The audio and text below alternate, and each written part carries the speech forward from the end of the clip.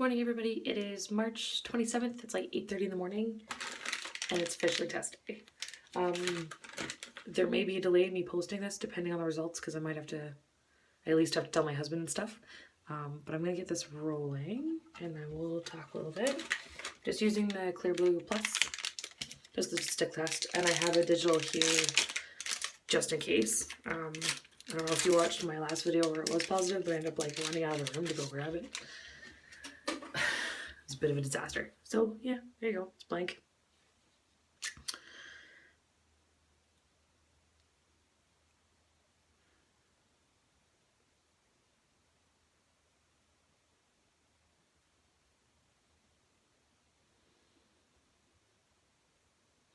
Okay. It's a Clear Blue test of like the longest dip time.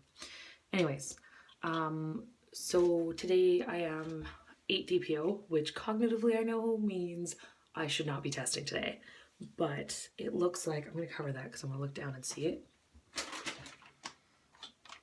But I guess I should show you guys it is running across. There we go. Yeah, I know I shouldn't be testing today, but it looks like I might be headed up to go see my husband at work. He left a couple of days ago, but I might end up going to see him, and then I don't see him again for another week and a half. So if I wait 3 days and it comes up positive in 3 days, then I have to wait an entire week before I can tell him because he doesn't like me telling him over the phone. So he wants to be there in person, which is fair enough. Which also means I can't tell him if it's negative, because if I tell him every time it's negative, then one time I don't tell him, he knows it's going to be positive. So I have to like sit on that information for an entire week by myself. So I'm hoping we get good news today. I'm just going to move the cup full of urine away from me so I don't accidentally knock it over. I kind of figured we were out. We ovulated naturally, which is kind of cool. We had a miscarriage back in January, which became quite the saga, and then I had to get a D&C for leftover product on February 28th. And I had no idea whereabouts in my cycle I was by the time I even ovulated, so I have no idea what cycle day I'm on now. I guess 27 if you just count the D&C as being, or the day after the D&C as being cycle day 1. So there you go. And up until yesterday, I didn't really have any symptoms.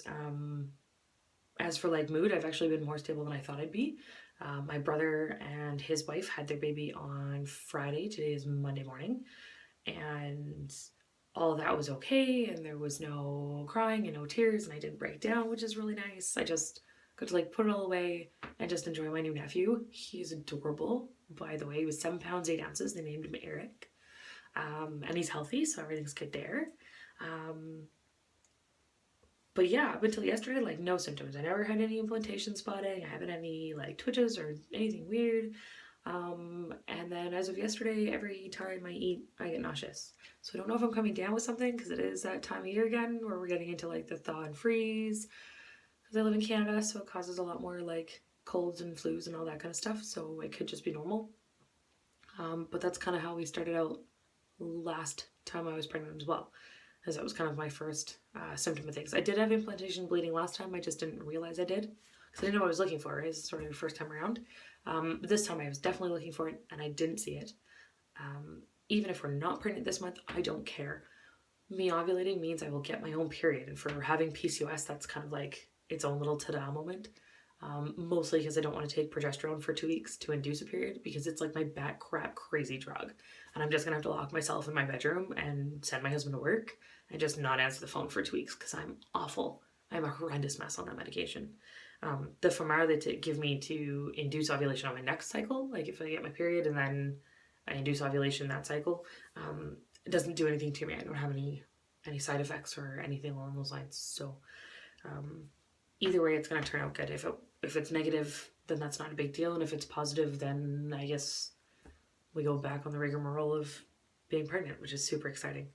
I have some ideas on how to tell people. I just don't know all of them or how I'm exactly going to do this. So, okay, it's been 3 minutes. Should we look at this thing? Nope, that's very decidedly negative. So you guys can see it. But yeah, pretty negative. Not really a big concern. Like I said, it either A could just be entirely too early because I'm only 8 DPO, or it could be that I'm not pregnant this month, but at least I have a chance of getting pregnant next month with the Femara. So that was pretty much it. I will talk to you guys a little bit later. Okay, bye.